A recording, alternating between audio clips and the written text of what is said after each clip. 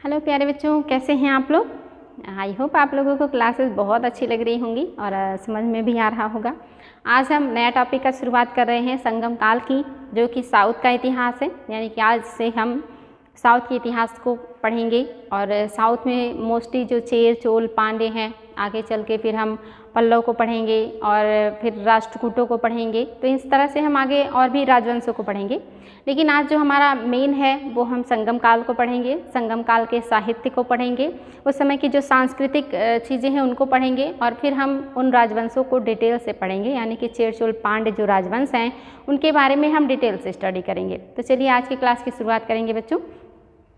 आज का जो क्लास है ये संगम काल है और ये संगम काल का जो जानकारी है हमें किन स्रोतों से पता चलता है, तो उसके लिए हमारे पास पुरातात्विक साहित्य भी हैं या स्रोत भी हैं और संगम साहित्य भी है, यानी कि साहित्यिक स्रोत भी हैं और पुरातात्विक स्रोत भी हैं।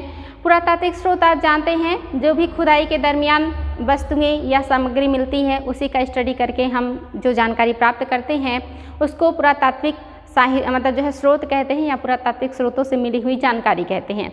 और कुछ जानकारी हमें साहित्य या उस समय के लिखे हुए ग्रंथों से या पुस्तकों से पता चलती है तो हम उसे साहित्यिक विवरण में लेते हैं या साहित्यिक स्रोत के रूप में लेते हैं। तो बच्चों आज हम पढ़ेंगे संगम काल के बारे में और संगम काल का जो जानकारी है इसके जो पुरातात्विक स्रोत हैं वो कौन कौन से हैं।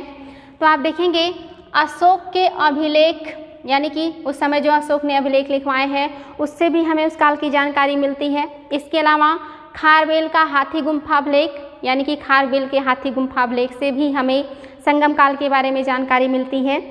तो आपको जानते हैं कि जो अशोक हैं इन्होंने बहुत बड़े पैमाने पर अभिलेखों को लिखवाया था, अपनी जनता को उन अभिलेखों के माध्यम से संबोधित किया था, जिसमें उस समय के जो दक्षिण के क्षेत्र हैं वहाँ भी बहुत सारे अभिलेख लिखवाए गए थे या वहाँ की जनता को भी संबोधित किए गए थे। तो उन अभिलेखों से भी हमें दक्षिण के जो है उस समय की जो सोसाइटी है या जो समाज है उसके बारे में हमें जानकारी मिलती है। इसके अलावा जो हाथी गुम्फा अभिलेख है आप जानते हैं जो चेदी वंश था जो कि कलिंग यानी कि उड़ीसा में था, वहाँ से हमें पता चलता है कि अभिलेख से मिला है, जो अभिलेख मिला है हाथी गुम्फा अभिलेख उससे भी हमें उस समय के काल के बारे में काफ़ी जानकारी मिलती है। तो ये भी इम्पोर्टेंट है बच्चों। नेक्स्ट जो है आपका आगस्टस का मंदिर, ये मंदिर है आगस्टस का जो कि ये मुजरिस बंदरगाह है पश्चिम के तट पर, यहाँ से भी हमें उस समय के काल के बारे में बहुत सारी जानकारी प्राप्त होती है। इसके अलावा अरिकामेडु की खुदाई से प्राप्त पुरातात्विक सामग्री, अरिकामेडु भी एक बंदरगाह नगर है, ये पूर्वी तट पर है और यहाँ से रोम से व्यापार हुआ करता था। यहाँ पर रोम के पात्र मिले हैं जो 2 टोंटीदार पात्र हुआ करते थे, ये भारत में नहीं बनाए जाते थे, रोम में बनाए जाते थे। तो अरिकामेडु से रोम से आयात निर्यात या व्यापार बहुत बड़े पैमाने पे होता था। एग्जाम में क्वेश्चन आया है कि कौन से बंदरगाह से रोम से व्यापार होता था, तो अरिकामेडु से होता था, या कौन से बंदरगाह से रोम से व्यापार के या रोम से जो है संपर्क के साक्ष्य मिले हैं, तो अरिकामेडु से मिला है, इसलिए अरिकामेडु बहुत इंपॉर्टेंट है बच्चों। और ये आपका पूर्वी जो है बंदरगाह क्षेत्र है और जो आपका मुजरिस से पश्चिमी बंदरगाह है या पत्तन नगर है, तो इम्पॉर्टेंट है। आगे बढ़ेंगे बच्चों, कुछ और भी हैं जैसे कक्ष युक्त एवं कक्ष विहीन कब्रें, यानी कि उस समय के बहुत सारे ऐसे कब्र मिले हैं जो कुछ कब्र जो हैं वो कक्ष यानी कि कमरे में बने हैं और कुछ कब्र हैं जो कक्ष बिना कक्ष के बने हुए हैं। तो कक्ष युक्त और कक्ष विहीन कब्रें भी बनी हुई हैं, इससे भी हमें उस काल के बारे में जानकारी मिलती है। नेक्स्ट है बच्चों 10वीं सदी के प्रारंभ में पाए गए एक पांड्य अभिलेख, इसमें पांड्य शासकों की अनेक उपलब्धियों की चर्चा की गई है। यहाँ इन्हें मदुरा में अनेक संगम स्थापित करने का जो है श्रेय दिया गया है। यानी कि पांड्यकाल का एक अभिलेख मिला है, उस अभिलेख पे पांड्यकाल के जो शासक हैं उनके जो कार्यों का वर्णन है और उन लोगों ने जो संगम बुलाए थे उसका भी वहाँ पे उल्लेख मिलता है या उससे पता चलता है कि पांड्य शासकों ने अपने साम्राज्य में संगमों को बुलाया था, यानी कि सम्मेलन बुलाया था, गोष्ठियाँ बुलाई थी विद्वानों की या कवियों की। तो इम्पॉर्टेंट है बच्चों, इससे भी हमें पता चलता है। संगम साहित्य, यानी कि साहित्य कौन कौन से हैं जो संगम काल की हैं, जिससे हमें उस समय के समाज के बारे में, अर्थव्यवस्था के बारे में, राजनीति के बारे में पता चलता है। तो देखेंगे सुदूर दक्षिण के जनजीवन पर संगम साहित्य से ही प्रकाश पड़ता है, यानी कि जो यहाँ से काफ़ी दूर है, यानी कि उत्तर भारत से अगर हम देखें तो जो दक्षिण है वो काफ़ी दूर है और वहाँ के इतिहास का वर्णन हमें कैसे मिलता है तो इन्हीं संगम साहित्यों से ही उस समय के जनजीवन के बारे में हमें जानने को मिलता है। संगम का अर्थ होता है तमिल कवियों का संघ अथवा सम्मेलन, जो संभवतः किसी सामंत अथवा राजा के आश्रय में आयोजित होता था। संगम का मतलब क्या है? संघ या सम्मेलन है, और ये संघ या सम्मेलन कोई आयोजित करता रहा होगा। जैसे आपने देखा कि जैन सम्मेलन हुए, बौद्ध सम्मेलन हुए, तो अलग अलग राजाओं ने उस सम्मेलन को बुलाया था और उन्हीं के संरक्षण में वो सम्मेलन बुलाए गए और अध्यक्ष बनाए गए और जो है सम्मेलन जो है बाकायदा संपन्न किया गया। ऐसे ही जो साउथ के राजा हैं, इन्होंने कवियों का सम्मेलन बुलाया है। वहाँ पे अलग अलग टाइम में अलग अलग राजाओं ने या सामंतों ने या अमीर वर्ग के लोगों ने ऐसे सम्मेलन को बुलाया, और उसमें भी अलग अलग अध्यक्ष हैं, अलग अलग क्षेत्र है, और वहाँ पे अलग अलग पुस्तकों की रचना की गई या बहुत सारे पुस्तकों पे व्याख्यान दिए गए। तो ये सम्मेलन या संघ है जो बुलाए गए हैं संगम काल में। आगे बढ़ेंगे। इरैनार अग पोत्रुल 8वीं सदी के विवरण से प्राप्त होता है, यानी कि यहाँ से देखते हैं, मदुरा मंडल अथवा सम्मेलन में तमिल कवियों के सम्मेलन की चर्चा है। कहाँ पे है? मदुरा मंडल अथवा सम्मेलन में तमिल कवियों के सम्मेलन की चर्चा है। इसका प्रथम उल्लेख कहाँ मिलता है? इरैनार अग पोत्रुल, ये 8वीं सदी का है। इसमें पता चलता है, इसके विवरण से हमें मालूम चलता है कि जो पांडे हैं या मदुरा है, यहाँ पे मंडल बुलाए गए थे, तमिल कवियों का सम्मेलन बुलाया गया था। तमिल परंपरा से 3 साहित्यिक जो है परिपदों का विवरण मिलता है, जो पांड्य राजाओं की राजधानी में आयोजित किए गए थे। यानी कि जो तमिल परंपरा है, इसमें 3 साहित्यिक परिषदों का विवरण मिलता है या परिपदों का विवरण मिलता है, जो पांड्य राजाओं की राजधानी में आयोजित किए गए थे। और ये संगम साहित्य की लिपि ब्राह्मी में, यानी कि यहाँ जो संगम साहित्य स्थापित किया गया या लिखा गया या जिसकी रचना की गई, इसकी जो लिपि है ये ब्राह्मी लिपि है, यानी कि ये बाएं से दाएं लिखी जाती है। इसी लिपि में जो ग्रंथ हैं उनकी रचना की गई है। मदुरै की जैन तथा पहाड़ियों में उत्कीर्ण जो है आद्य तमिल भी ब्राह्मी लिपि में ही लेखबद्ध किए गए हैं। यानी कि मदुरा से जो जैन मिली है कृतियाँ, और या जो पहाड़ियों में उत्कीर्ण है तमिल ब्राह्मी लिपि में ही लिखे गए हैं। यानी कि उस समय के जो अभिलेख मिलते हैं, चाहे वो पहाड़ियों पे लिखे गए हों, चाहे वो स्तंभों पे लिखे गए हों या किताबों में लिखी गई हों, वो सारे ब्राह्मी लिपि में लिखे गए हैं। ये इंपॉर्टेंट है बच्चों, ध्यान देंगे। आगे है प्रथम संगम या प्रथम सम्मेलन। ये कहाँ पे हुआ था? तो ये मदुरा में हुआ था। पांड्य राज की राजधानी थी मदुरा, वहीं पे बुलाया गया था सम्मेलन। इसके अध्यक्ष जो हैं ये अगस्त्य हैं या अगस्तस हैं। इंपॉर्टेंट है बच्चों, एग्जाम में आता है। कहाँ बुलाया गया था? तो मदुरा में बुलाया गया था। अध्यक्ष कौन है? तो अगस्त्य हैं या अगस्तस हैं।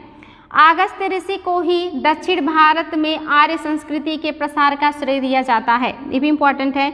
ये माना जाता है कि जो अगस्त्य ऋषि हैं ये उत्तर भारत के हैं और इन्होंने दक्षिण भारत में जा कर के आर्य संस्कृति का विस्तार किया, या आर्यों द्वारा स्थापित जो संस्कृति थी, सामाजिक व्यवस्था थी, उन सारी व्यवस्थाओं को दक्षिण में लेके जाने का जो श्रेय है वो अगस्त्य ऋषि को दिया जाता है, और इन्होंने ही वहाँ पे इसका विस्तार किया था, ऐसा माना जाता है। तमिल भाषा में प्रथम ग्रंथ के प्रेरणा भी इन्हीं ही माना जाता है। यानी कि जो तमिल भाषा का पहला ग्रंथ लिखा गया या लिखने की जो प्रेरणा मिली वो जो है अगस्त्य ऋषि को ही दिया जाता है या इन्हीं से मिली, ऐसा माना जाता है। इस संगम को 89 शासकों का संरक्षण प्राप्त था। यानी कि जो पहला संगम हुआ था इसको संरक्षण देने वाले 89 या 89 जो शासक हैं उन्होंने इसको सम्मेलन को प्रोत्साहन दिया था या मदद किया था या सपोर्ट किया था। तो बड़ी बात है, इतने सारे राजाओं ने मिल करके संगम का आयोजन किया था और ये वाकई में काफ़ी सक्सेसफुल जो है संगम रहा। दूसरा जो संगम है इसका जो स्थान है ये कवत्तपुरम या कपाटपुरम में हुआ था। पहला आप देख रहे हैं मदुरा में हुआ है, दूसरा कपाटपुरम में हुआ है। इसके भी अध्यक्ष जो है वो अगस्त्य और तोलकपियार हैं। दो लोग हैं, एक अगस्त्य हैं और दूसरे तोलकपियार हैं। इन दोनों ने अध्यक्षता की है। कपाटपुरम में दूसरा जो है संगम वो बुलाया गया था। इस काल को या इस सम्मेलन को जो है 59 पांड्य शासकों का संरक्षण प्राप्त हुआ था, यानी कि यहाँ पे कम है लेकिन फिर भी अपने आप में संख्या अधिक है। लगभग 59 शासकों ने इस सम्मेलन को भी संरक्षण दिया था या स्वीकृति दी थी। आगे है बच्चों तीसरा संगम, ये भी आप देखेंगे मदुरा में बुलाया गया है। पहला भी मदुरा में है और तीसरा जो है ये भी मदुरा या मदुरै में है। और इसके जो अध्यक्ष हैं ये बदल गए हैं, ये नक्कीरर हैं, इम्पॉर्टेंट है। पहले और दूसरे के जो अध्यक्ष हैं वो अगस्त्य हैं और तीसरे के जो अध्यक्ष हैं ये नक्कीरर हैं, ये इम्पॉर्टेंट है। और स्थान भी पहला मदुरा है, दूसरा कपाटपुरम है, तीसरा मदुरा या मदुरै है, ये भी इम्पॉर्टेंट है। स्थान और अध्यक्ष तीनों याद रखेंगे बच्चों। ये ग्रंथ है संगम काल के कुछ ग्रंथ हैं और इन ग्रंथों को पूछता है कि किस ग्रंथ में किन चीज़ों का विवरण मिलता है या किन चीज़ों का वर्णन मिलता है। तो इसमें आप देखेंगे ये है एन गुरुनूर जो है ये क्या है, किलार द्वारा रचित प्रेम पर 500 कविताएं हैं। इसके जो रचनाकार हैं वो किलार हैं और ये क्या है, ये प्रेम पर 500 कविताएं हैं जिसको एन गुरुनूर कहा गया है। दूसरा है पदित पत्तू, ये एग्जाम में आया हुआ बच्चों। पदित पत्तू क्या है, तो ये चेर राजाओं की प्रशंसा में 8 कविताएं लिखी गई हैं। इन्हीं 8 कविताओं के संग्रह को या संकलन को पदित पत्तू कहा जाता है। तो इम्पोर्टेंट है, इसको ध्यान देंगे। आगे है परिपादल। परिपादल क्या है, ये देवताओं की प्रशंसा में 8 कविताएं लिखी गई हैं। तो पदित पत्तू जो है ये राजाओं की प्रशंसा में लिखी गई 8 कविताएं हैं और जो परिपादल है ये देवताओं की प्रशंसा में लिखी हुई 8 कविताएं हैं। ध्यान देंगे बच्चों, इंपॉर्टेंट है।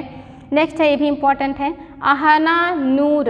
अहनानूर इसमें क्या है, इसमें रुद्र श्रमण द्वारा ये रचित है। अहनानूर को किसने लिखा है, तो रुद्र श्रमण ने लिखा है और ये 400 कविताएं हैं। 400 कविताओं का संग्रह है अहनानूर और इसको रुद्र श्रमण ने लिखा है। नेक्स्ट है पुरुनानूर और जो पुरुनानूर है ये राजाओं की स्तुति में या राजाओं की प्रशंसा में लिखी गई हैं और ये भी 400 कविताएं हैं। यानी कि जो अहनानूर है ये नॉर्मल ज़िंदगी या जो सांसारिक ज़िंदगी है या कहिए कि सार्वजनिक जीवन पे लिखी गई कविताएं हैं और जो पुरुनानूर है ये राजाओं की स्तुति में या राजाओं की प्रशंसा में लिखी गई 400 कविताएं हैं। तो काफ़ी आसान है बच्चों, 2-4 बार देखेंगे तो ये याद हो जाएगा। आगे है कुछ और भी ग्रंथ हैं, यहाँ से शुरू करेंगे। इस काल के साहित्य का क्षेत्रीय विभाजन, यानी कि कुछ साहित्य हैं उनका क्षेत्रीय विभाजन किया गया है या क्षेत्रीय विभाजन करके उन पे कविताएं लिखी गई हैं, जिसमें आप देखेंगे पहला क्या है, कुरंजी। जो कुरंज साहित्य है उसका क्या मतलब है कि पर्वत और वन। कुरंज मीन्स होता है पर्वत और वन और इसमें क्या उल्लेख है, इसमें विवाह से पूर्व प्रेम तथा पशुओं के आक्रमण से संबंधित कविताएं लिखी गई हैं। यानी कि जो कुरंज है इसका मतलब पर्वत या वन होता है और इसमें लिखा गया है विवाह से पूर्व की जो प्रेम कथाएं हैं या पशुओं के द्वारा जो आक्रमण किए जाते हैं इस तरह के जो कविताएं हैं या उस पर लिखी हुई कविताओं का संकलन है कुरंजी। दूसरा है पल्लय, इसका शाब्दिक अर्थ होता है पलई। ये निर्जन स्थान तथा शुष्क क्षेत्र से संबंधित है और इसमें प्रेमियों के दीर्घकालिक विरह का वर्णन है। यानी कि जो प्रेमी जोड़े होते हैं वो जब बिछड़ जाते हैं या जब उनका मिलन नहीं होता है तो जो दीर्घकालिक विरह की जो स्थिति होती है उसका वर्णन किया गया है पल्लय में। और पल्लय का तात्पर्य है कि निर्जन स्थान या शुष्क क्षेत्र। नेक्स्ट है बच्चों मुलय।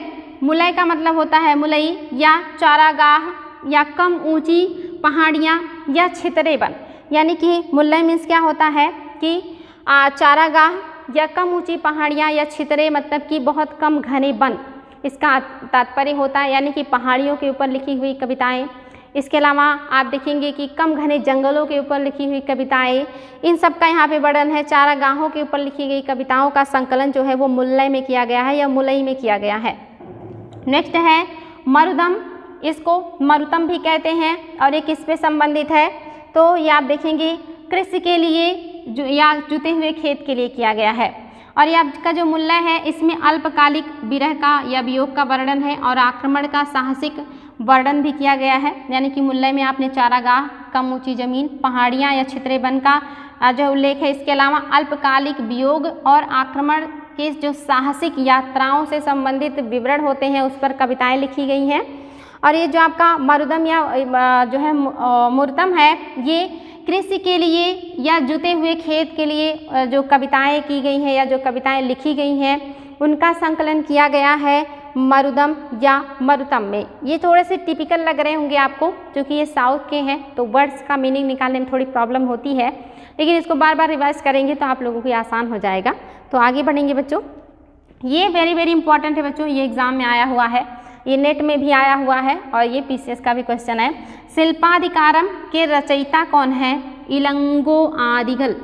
ये नाम बिल्कुल रटा होना चाहिए आपको। शिल्पाधिकारम के रचयिता कौन है? तो ये है इलंगो आदिगल। और ये इसमें क्या है? तो इसमें है कन्नगी प्लस कोवलन की जो है जीवन की संबंधित कहानियाँ हैं या जीवन से संबंधित जो है कथा है। और ये पुहार का व्यापारी है, जो कोवलन है एक धनी व्यापारी है और ये पुहार राज्य में रहता था। और ये इसमें क्या है? दुर्भाग्यपूर्ण गाथा का वर्णन है कोवलन और कन्नगी का। तो कन्नगी और कोवलन कौन है? थोड़ी सी कहानी है, इसको सुन लीजिए। जो कोवलन है एक धनी व्यापारी हैं और उनकी जो पत्नी है इनका नाम कन्नगी है।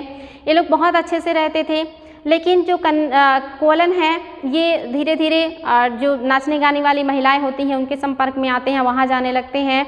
और वहाँ जाने के बाद वो माधवी नामक एक खूबसूरत महिला के संपर्क में आते हैं और उन्हें माधवी से प्यार हो जाता है और फिर वो अपनी पत्नी से दूर हो जाते हैं। उनकी पत्नी जो है बहुत दुखी रहने लगती हैं और एक टाइम के बाद जब उन्हें एहसास होता है कि नहीं वो अपनी पत्नी के साथ गलत कर रहे हैं, तो फिर वो वहाँ से जो है वापस लौटते हैं, यानी कि वो कन्नगी के पास वापस आ जाते हैं और अपनी पत्नी को लेकर के वहाँ से जो पांड्यराज की राजधानी है वहाँ मदुरा चले जाते हैं।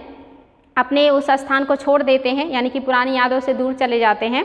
और जब वो मदुरा नगर में पहुंचते हैं तो अपने साथ कुछ भी नहीं लेकर के जाते हैं। और वहां पहुंचने के बाद वो कहते हैं कि अब हम लोग कैसे करेंगे? तो उनकी पत्नी कहती है कि हम अब नई ज़िंदगी का शुरुआत करेंगे। और उन्होंने अपने पैर का एक पावजेब कहिए या पायल कहिए उनको दे देती हैं और कहती हैं इसको जाइए और बेच करके कुछ पैसे ले आइए और उससे हम लोग अपने नए जीवन की शुरुआत करेंगे, अपने लिए ज़रूरत की जो चीज़ें हैं उसे अर्न करेंगे।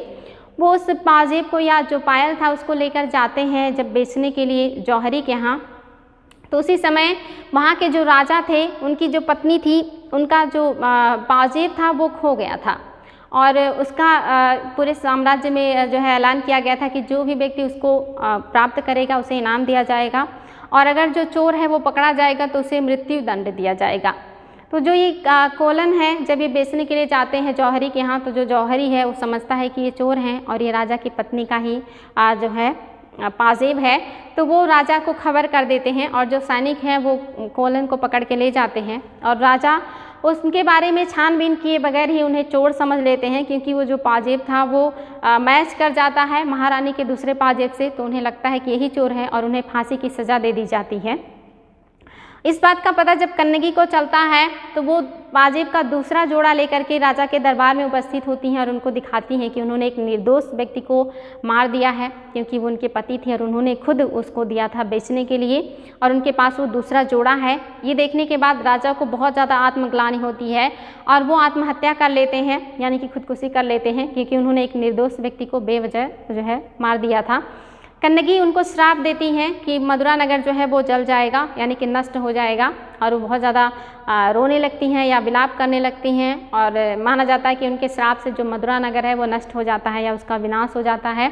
यहीं से जो है मदुरा नगर में कन्नगी पूजा शुरू हो जाती है, यानी कि उन्हें देवी के रूप में लोग मानने लगते हैं, अपने आदर्श के रूप में मानने लगते हैं और उनकी पूजा करने लगते हैं।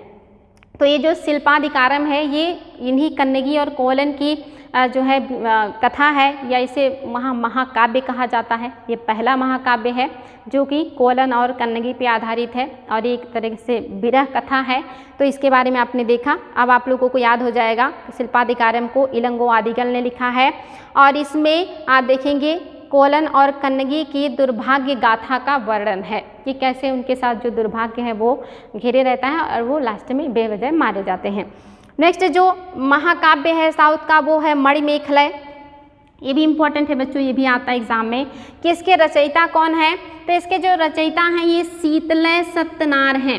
दोनों बहुत ही इंपॉर्टेंट है, शिल्पाधिकारम भी और मणिमेखलय भी। शिल्पाधिकारम जो है ये कोलन और कन्नगी की कहानी है। और जो आपका शीतल सतनार है, ये जो कोलन है और ये जिस महिला से प्यार करते थे माधवी, यानी कि जो नाचने गाने वाली महिला थी जिसे वो पसंद करते थे और अपनी पत्नी को छोड़ दिए थे, इनसे उत्पन्न पुत्री की प्रेम कथा का है, यानी कि ये दूसरी पीढ़ी की कहानी है।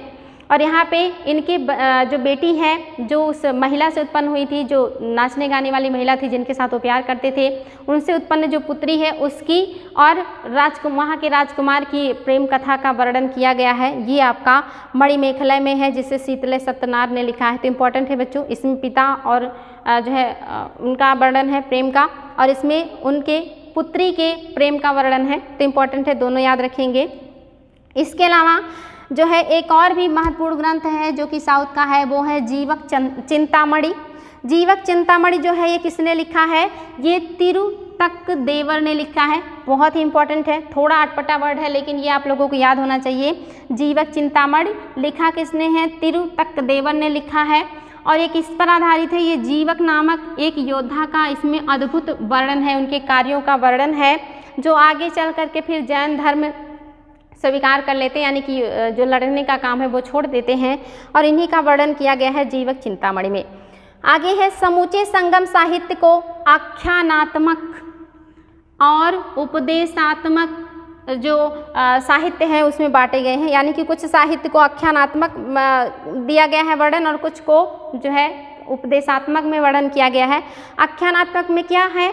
तो इसमें कहानियों का वर्णन होता है, यानी कि अलग अलग राजा या अलग अलग क्षेत्र की कहानियाँ होती हैं। और जो उपदेशात्मक होता है उसमें जो उनके द्वारा दिए गए उपदेश होते हैं, चाहे वो राजा हो या कोई बड़ा व्यक्ति हो जो उपदेश देता है, ऐसी कहानियों के रूप में जब संकलन हो जाती हैं चीज़ें तो उसे उपदेशात्मक जो है कहते हैं साहित्य। तो ये आख्यानात्मक और उपदेशात्मक है।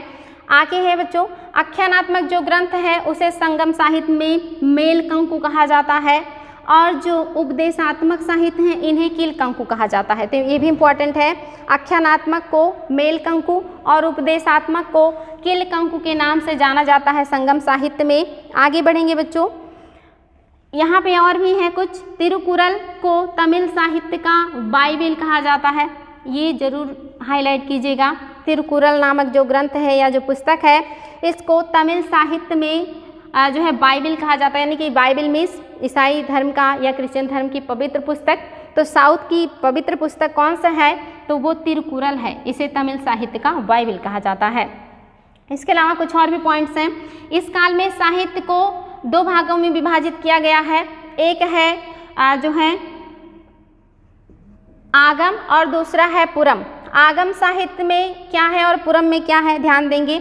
आगम साहित्य क्या है?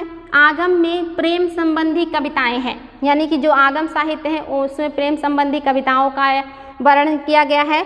और जो पुरम साहित्य है इसमें बाह्य तथा राजाओं की प्रशंसा में की गई कविताओं का वर्णन है, यानी कि जो आगम है ये प्रेम या आंतरिक चीज़ों का वर्णन किया गया है, और जो पुरम है इसमें बाह्य या राजाओं की प्रशंसा में की गई कविताओं का वर्णन किया गया है। तो आगम क्या है, पुरम क्या है, व्याख्यात्मक क्या है और उपदेशात्मक क्या है, ये सारी चीज़ों पर ध्यान देंगे बच्चों। आगे मैंने मैप में कुछ इनके जो क्षेत्र हैं उसके बारे में दिखाया है, क्योंकि अब आगे आपको इन्हीं के बारे में डिटेल में पढ़ना है, चेर चोल और पांड्य के बारे में पढ़ना है। तो आपको यहाँ पे दिख रहा होगा ये चेरों का क्षेत्र है, जो पतला सा केरल में, जहाँ वर्तमान केरल है उसी क्षेत्र में पहले चेर राज्य की स्थापना हुई थी, और यहाँ पे चेरों का साम्राज्य था। और जो इनकी राजकीय चिन्ह थी वो तीर और धनुष था, यानी कि चेरों का जो राजकीय चिन्ह है वो क्या है, तीर और धनुष है, एग्जाम में आया हुआ है। और ये केरल क्षेत्र में इनका विस्तार था। इन्हीं के समकालीन जो साम्राज्य था वो था पांड्य, और जो पांड्य हैं इनका जो राजकीय चिन्ह है ये मछली है। ये भी इम्पोर्टेंट है बच्चों, एग्जाम में आया हुआ कि पांड्य राज की जो राजकीय चिन्ह है वो मछली है। और पांड्य राज की राजधानी मदुरा हुआ करती थी, जहाँ पे आपने देखा कि संगम साहित्य को बुलाया गया था। इनके समकालीन चोल साम्राज्य भी है, यानी कि चेर, चोल और पांड्य ये समकालीन साम्राज्य हैं। और चेरों की जो मतलब जो है राजकीय चिन्ह है वो बाघ है, इम्पॉर्टेंट है। जो चोल का है वो बाघ है, चेर का जो है वो तीर धनुष है और पांड्य का जो है वो मछली है। ये तीनों जो है साम्राज्य हैं, इनके बारे में आप लोगों को पता होना चाहिए इनका राजकीय चिन्ह क्या है और इनकी स्थिति क्या है। जो चेर हैं ये केरल के क्षेत्र में है, जो पांड्य हैं वो तमिलनाडु के नीचे के क्षेत्र में हैं और जो चोल हैं ये तमिलनाडु के ऊपर के क्षेत्र में हैं। और आगे चल कर के यहाँ इसके ऊपर पल्लव साम्राज्य की स्थापना होगी और पल्लव साम्राज्य की समाप्ति करके जो है चालुक्य जो साम्राज्य है इसका ये अपना साम्राज्य विस्तार यहाँ तक कर लेगा। लेकिन फिर यहाँ पे जब राष्ट्रकूटों का उदय होगा तो ये चालुक्यों को समाप्त कर देंगे, यानी कि यहाँ पे चेर चोल पांड्य हैं। आगे चल के जो पल्लव साम्राज्य है इसके ऊपर स्थापित होगा, इसको कौन समाप्त करेगा? ये जो उत्तरी पूर्वी चालुक्य हैं इनको बेंगी का चालुक्य कहा जाएगा और जो पश्चिमी चालुक्य होंगे उन्हें कल्याणी का चालुक्य कहा जाएगा। ये चालुक्य वंश ही इन पल्लवों को समाप्त करके अपना साम्राज्य विस्तार करेंगे। लेकिन कुछ टाइम के बाद जब इनका उत्तराधिकारी कमजोर हो जाएंगे तब फिर राष्ट्रकूट वंश का उदय होगा और ये इन चालुक्यों को समाप्त करके राष्ट्रकूट वंश की स्थापना करेंगे और ये आपके मध्यकाल में आ जाएंगे। वहाँ पे आप देखेंगे त्रिपक्षीय युद्ध होगा कन्नौज के लिए, जहाँ पे आप देखेंगे पाल, गुर्जर प्रतिहार और राष्ट्रकूट युद्ध करेंगे। इसको हम आगे की टर्न में देखेंगे, लेकिन अभी हम जो देख रहे हैं संगम काल में तो हम इन्हीं तीन राजवंश को देखेंगे, चेर चोल पांड्य को। और आज आपको मैंने बताया कि इनका जो है भौगोलिक स्थिति या कहाँ पे है, यानी कि उनका क्षेत्र विस्तार कहाँ है, उनका राजकीय चिन्ह क्या है। कल हम इनके बारे में और डिटेल में पढ़ेंगे, यानी कि इनके समय की सामाजिक आर्थिक राजनीतिक व्यवस्था कैसी थी या इन राजवंशों के महत्वपूर्ण शासक कौन कौन से थे और उनके द्वारा किए गए कार्यों को देखेंगे। तो नेक्स्ट डे बच्चों ये सब चीज़ें देखेंगे। आई होप आप लोगों को ये सारी चीज़ें समझ में आई होंगी कि कैसे उस समय की जानकारी मिलती है, उस समय का जो साहित्य है वो कौन कौन सा है, किसने लिखा है और वो हमारे लिए क्यों इम्पोर्टेंट है और उसे कौन कौन से साहित्य हैं जिसे हमें याद करना है। तो ये सारी चीज़ें देख लीजिएगा बच्चों, और संगमों की जितने भी अध्यक्ष हैं, स्थान है, वो भी देख लीजिएगा। बाकी जो बच रहे हैं उसको हम नेक्स्ट डे कवर करेंगे। तो आज रहने देते हैं, आज के लिए इतना ही। Thank you.